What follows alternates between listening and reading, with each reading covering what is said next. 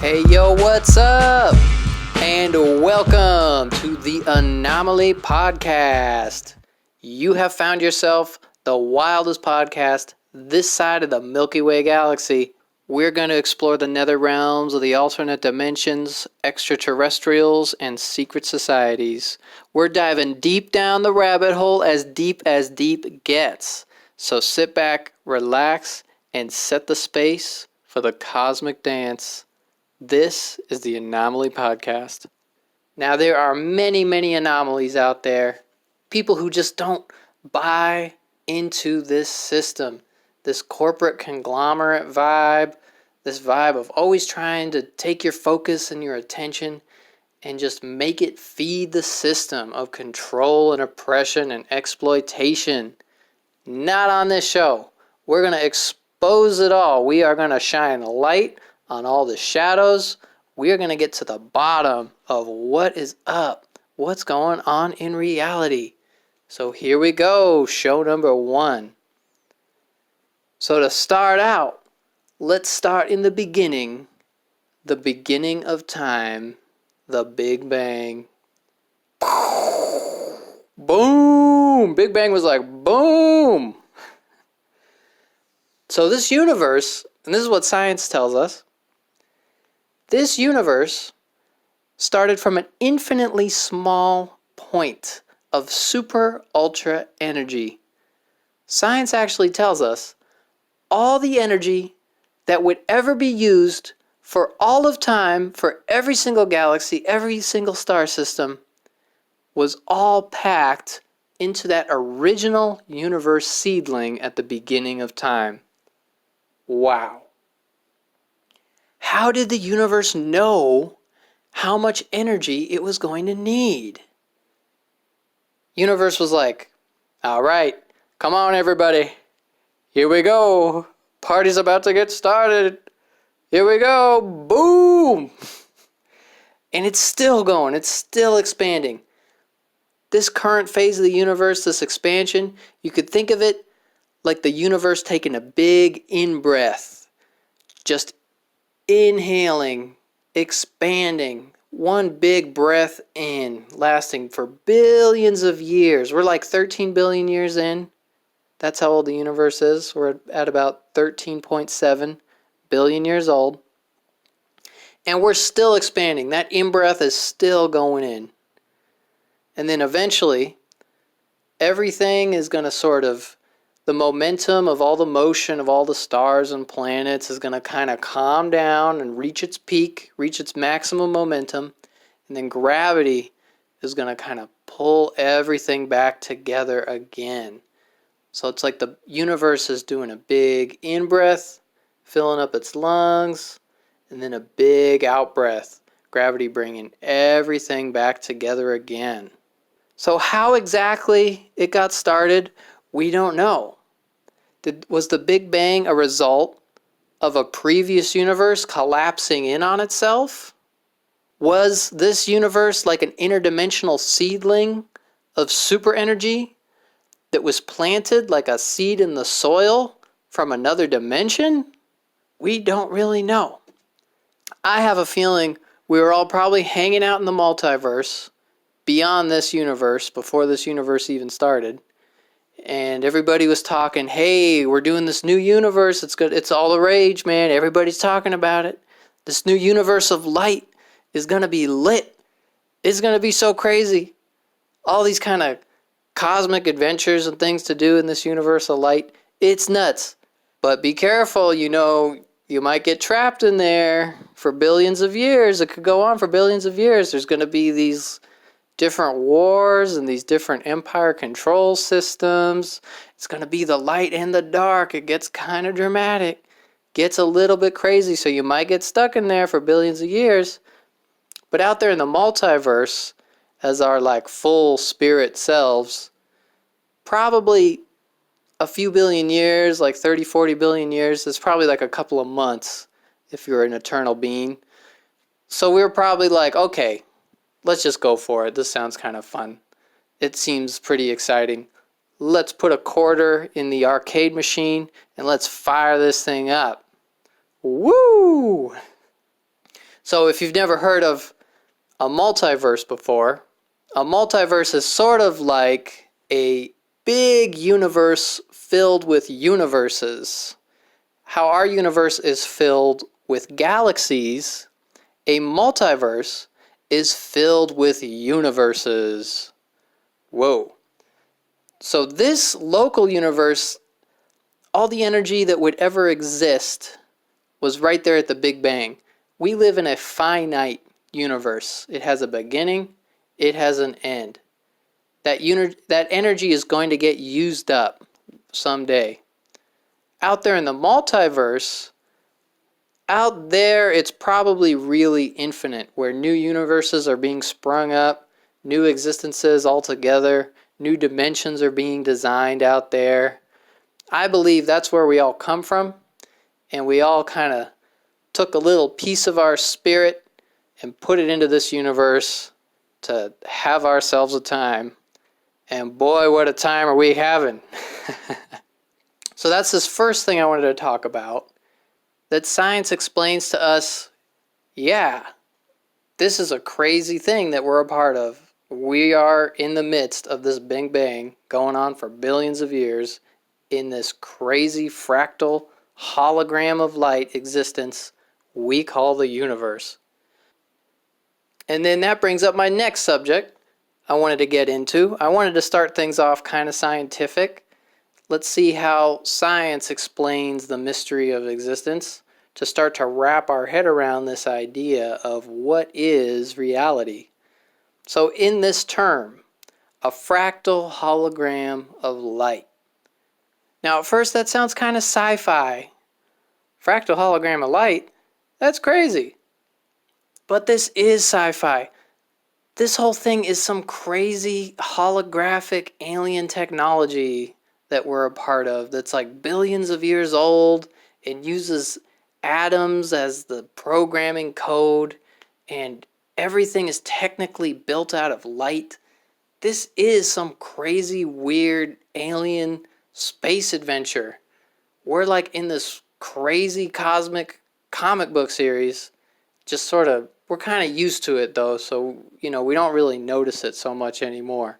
But it really is kind of eerie and extreme, just like how crazy this whole existence really is.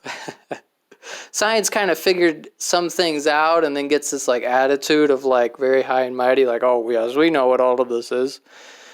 But it's like, yeah, you're telling me, oh yeah, this all started from some crazy phenomena called the Big Bang, and there's trillions of stars with all this energy and all of these creatures and all of this crazy existence going on. Science is sometimes like blowing my mind, and I'm surprised that scientists are so blasé about how phenomenal all of existence really is. So this term, a fractal hologram of light. Each one of these terms actually has a lot in it. So first, let's start out with a fractal. So what is a fractal? I know we've seen those crazy like zoom patterns, but what is this really telling me? What's so amazing about a fractal? So a fractal is a highly sophisticated way of ordering shapes, ordering forms, ordering energetic exchanges. The idea behind a fractal is that every piece is built out of the same shaped piece packed inside of itself again and again and again. We got smaller pieces inside of smaller pieces, and then those smaller pieces are packed inside of larger pieces that are packed inside of larger pieces. You can think of it like those Russian stacking dolls where you got the little baby packed inside the mother, packed inside the grandmother, and so on and so on. We can think of it in this universe how at the smallest scale we've got atoms, these particles orbiting around, and then the fractal scale going up, we've got solar systems of these different pieces orbiting around. We scale up again in the fractal of existence. We got galaxies. So we go from orbiting atoms, orbiting solar systems, to orbiting galaxies. That's kind of the idea of a fractal. Similar kind of idea going on, but at different scales, and everything is packed inside of one another. Some other terms that come up when we're talking about a fractal is the idea behind macrocosms and microcosms. So macrocosms are basically the big version, and microcosms are the small version. We can think of that orbiting atom as a microcosm, and the solar system being the macrocosm, being the big version, and then the galaxy also being a macrocosm. We've got microcosms and macrocosms all throughout life. You could think of like an ant colony and how all the worker ants are collecting food and they all go into their colony underground and they're all helping one another. You could think of that like a microcosm. Then you could think of a big city of people as a macrocosm. A big city is similar to an ant colony. We've got all these people driving around, doing their work, collecting their food, going about their daily lives, their daily business. So there's similar principles at play in the way that things are moving around and the overall idea of life surviving in the ant colony as there is in the big city. That's the idea of here we've got the microcosm, the ant colony. Here we got the macrocosm, the big city. That's also in this idea of as above, so below. That's this occult term that has sort of risen to the surface over the years that people have heard of from time to time. And that's what it's basically getting at. It's getting at the fractal nature of existence. So what about the hologram of light? Fractal hologram of light. So a hologram of light, this is more of a technicality, because technically at the smallest scale, science has found that everything is technically made out of photons. Photons are little light particles. So we zoom into an atom, we got the electrons, the protons, the neutrons. We zoom into those subparticles, and they're all made up of different arrangements of photons. All the subparticles are made up of different twists and turns of the light. So all of this is made of light. What? Yeah, this is all technically a hologram of light. That's what science would tell us. We can feel it, it's physical, but that's because the light has been so tightly packed together that we can actually feel it and sense it and create the reality around us. So technically, this is a fractal hologram of light. One really cool little thing that I found out about actual physical holograms, you can make these things. There's a special laser-sensitive film that you lay onto a piece of glass. You reflect lasers off of a 3D object. The special holographic film captures all of those reflections and stores it into the holographic film, and it produces a three-dimensional image on that piece of glass. Now here's the crazy thing. If you smash a physical hologram, in each of those little broken pieces is a miniature of the whole picture. That's right. It's not like a normal picture that breaks and you got this piece of the image, you got this piece of the image. Holographic film, behaving like a true-to-life hologram, stores all of the information of the 3D image throughout the entire piece of film. Whoa. So that's also what's going on with our genetic code. Our genetic code behaves holographically. It's able to repair itself because it can infer, oh, this is the piece that's missing. Here's all the messages in my DNA code that I have leading up to this point. So the next step is this. The next step I need is this. So all of that data for the entire genetic code is stored in the rest of the genetic code. It's holographic. This also ties into that idea of the fractal, the idea of microcosms and macrocosms, in the way that everything is kind of these reflections of one another. We can really tangibly see this in things like how a light wave performs similarly to a sound wave.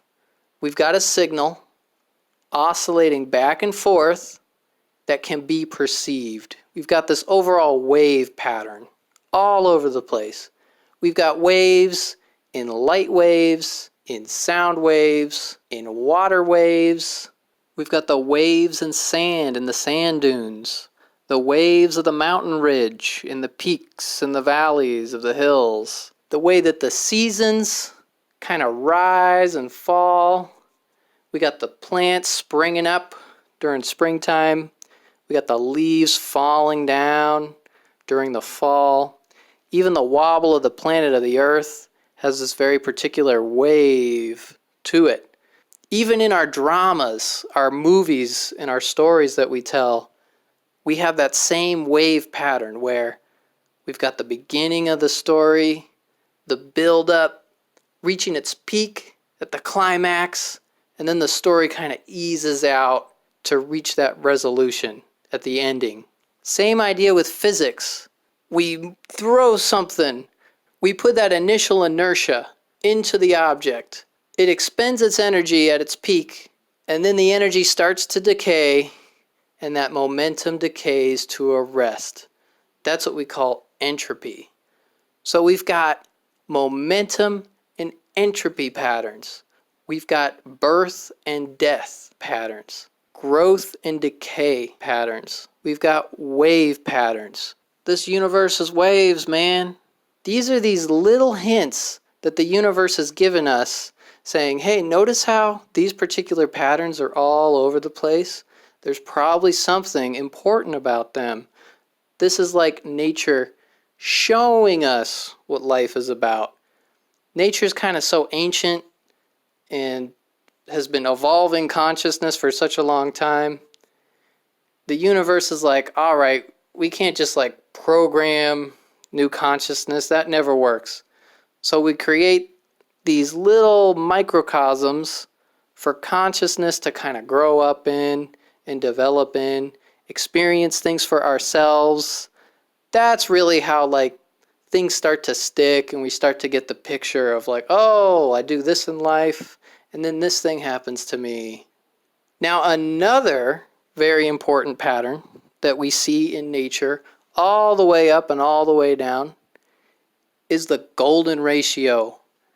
Now, you've probably heard of the golden ratio, also sometimes called the Fibonacci sequence.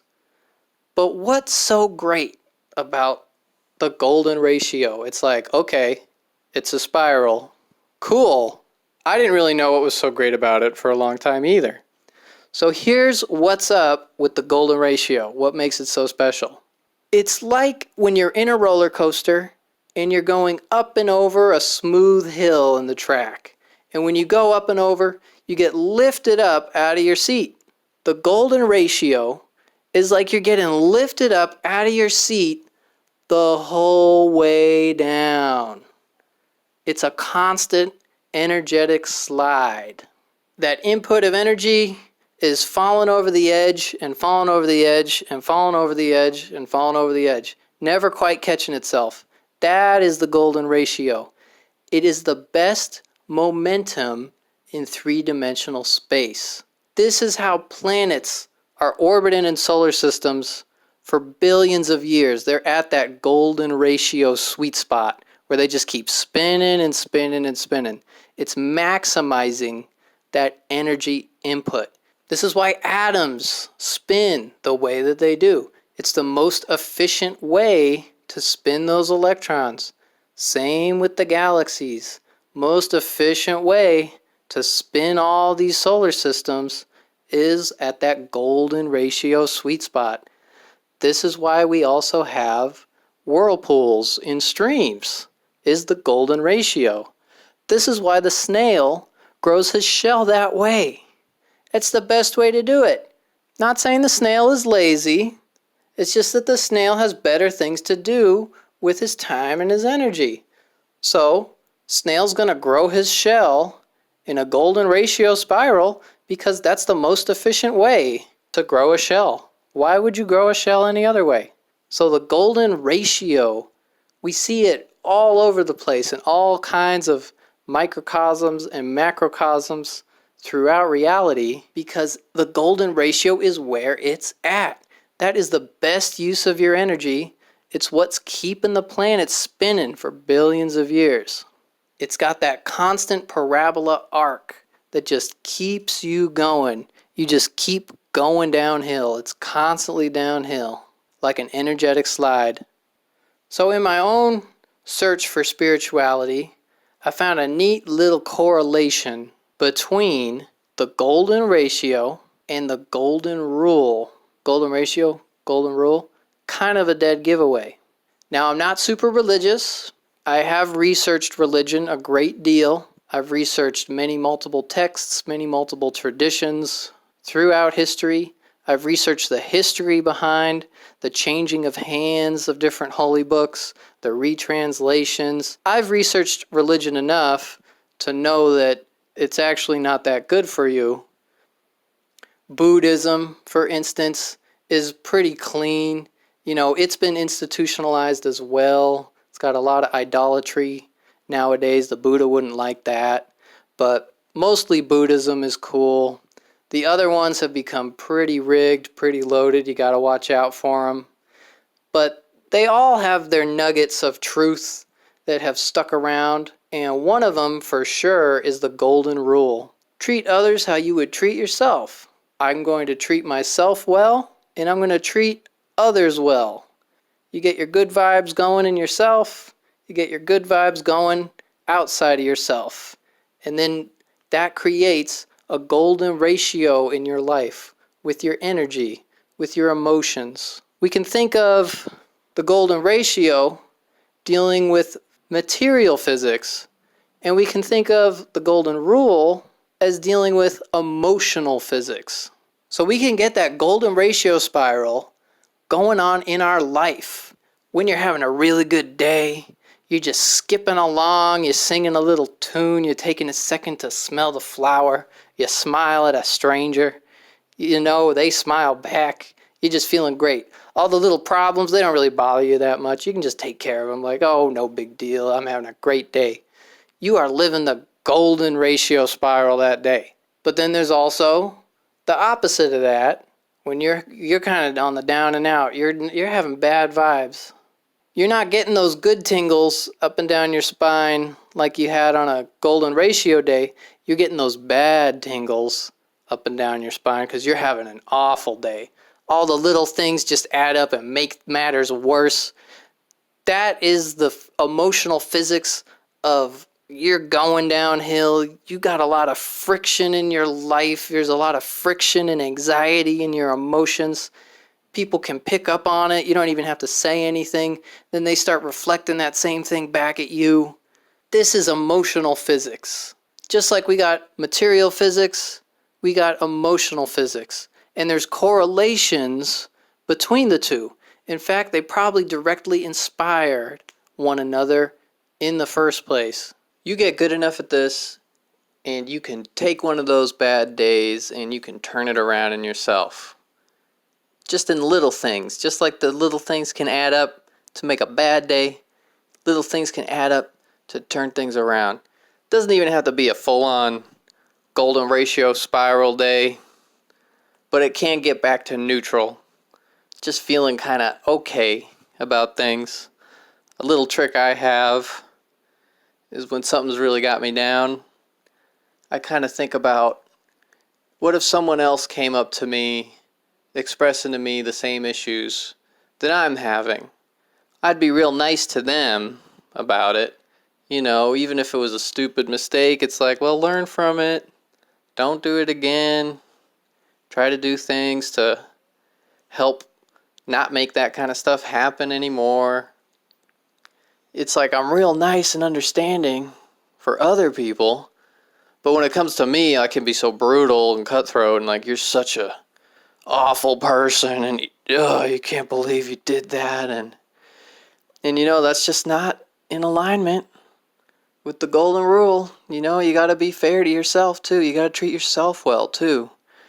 And not just treating yourself well like going and buying a bunch of crap you don't need, but like going on a little picnic or drawing some little goofy pictures, catching up with a friend you haven't talked to in a long time. Volunteer in your local community. They say volunteering is one of the best things to help with depression. Exercise can be really good. You get the body moving, that also gets the emotional energies moving. Taking good care of yourself, Meditation, of course, is also great. Just taking a second to clear your mind. No electronics. No constant rush to do this or that. Just taking a second to just breathe makes a huge difference in your vibration. It's a process, but you keep growing. You keep getting good enough at this. Man, you can just build up good energy. You build up enough reserves to actually reach out and help uplift people. Those people who are having a bad day, who are in a compromised situation. You can actually help turn their energy around and help them get on a better golden ratio spiral of their own. That's when you find all of these good things start flowing in your life. You've got more resources to work with. You can go from just helping your friends and helping people here and there to volunteering to help whole communities, to help whole cities. It just grows and grows and grows, just like that golden ratio spiral. We can live the golden ratio spiral, and you can feel it. Now, I know it's tough, but after a while, you start to see everybody as like a reflection of yourself. We're kind of on the same path together. We're on the same planet. We're going through these same sets of struggles. We're on the same wavelength. Chances are I could have just been you as much as I could have been myself. So you start to get this feeling of like, oh, when I'm helping someone, it's like I'm helping this reflection of myself. And then that really just helps to inspire that flow. And then you get that feedback, that resonance of like, ooh, I feel good. I just helped somebody out. And that feeling just grows and grows and grows. You grow stronger and stronger and stronger. So this is part of what evolution is trying to do on this planet. Trying to develop these individuals that can maintain a good balance with their energy and even help to uplift people around us, because we're so good at uplifting ourselves, uplifting our loved ones. We bring that golden ratio spiral to existence. That's what evolution's really trying to figure out. Reality knew it wouldn't be doing us any favors if everything was just perfectly easy, no struggles, nothing ever goes wrong. That doesn't really make you stronger or more resilient. Reality is saying, okay, I'm going to throw at you everything that goes on. This is what it's like in the grander scheme of things. You've got empires of control that try to take you down. You've got predators who will try to hunt you. You've got parasites who will try to sneak their way in to take advantage. These are the things that happen in reality. We see them in the jungle. We see them in the business world. We see it in these ruling class psychopaths who rig these wars and make profit from death and destruction. Man, we really got to band together and outlaw profit from war. That's something I'm really passionate about. Nature is kind of checking on us and seeing, hey, are you up for this? Are you ready to take on everything that reality can throw at you? Or does it get the better of you? We can see on the individual level all the different influences at play, all of our energetic relationships, the ups and downs of our lives going on. That is like the microcosm of evolution on this planet. And then for all of humanity, everything going on in government, how we're starting to see through the corrupt politics, these corrupt corporations, that is evolution on the macrocosm scale. There again, we can see that interplay of the microcosms and the macrocosms in our world. So evolution wants us to succeed, wants us to heal all this. This is developing all of these evolutionary antibodies. That's what nature's doing here. It's like making a recipe on this planet. Get all the ingredients, get all the influences, and let's see if we can develop the cures to all of these different sicknesses. Let's see if we can develop these individuals who can take all this on and maintain that golden ratio spiral in themselves, in the world around them. Nature's not trying to be mean about it. Nature's just being for real with us. This is what goes on in reality. You either make the cut or you go extinct. It's nothing personal. Nature wants us to succeed. But the predators and the parasites, they want to succeed too. They got their own evolutionary line that they're working on. These empire control structures are trying to hijack evolution. They're not really looking to evolve or change their ways. They're looking to kind of keep people quiet, keep the status quo, business as usual, no revolution, everything is fine, return to your regularly scheduled programming. They're not really changing their vibration. So they're trying to keep everybody stuck in this vibration with them, where we're all kind of like easy fish in a barrel. This is like an all-you-can-eat buffet for them. They're not really looking to evolve or change. So that's why these empire control systems are so hell-bent on taking over evolution, hijacking evolutionary phases to feed off of it and to build their structures on top of that. This is a big reason why these ruling class do all these freaky, devilish rituals that they do. They're all about the bad vibes, all about that adrenaline, all about the corruption of purity. They want to corrupt evolution. They want to hijack nature. They want to destroy the world for their own gain, take advantage of all the people for their own gain. That is what they're about. They are predators and parasites. That is what nature is throwing us in the middle of, seeing if we can swim or if we're just not up to it. So that's where we're at in reality right now. It's kind of like this wrestling match between good and evil, between nature and the empire.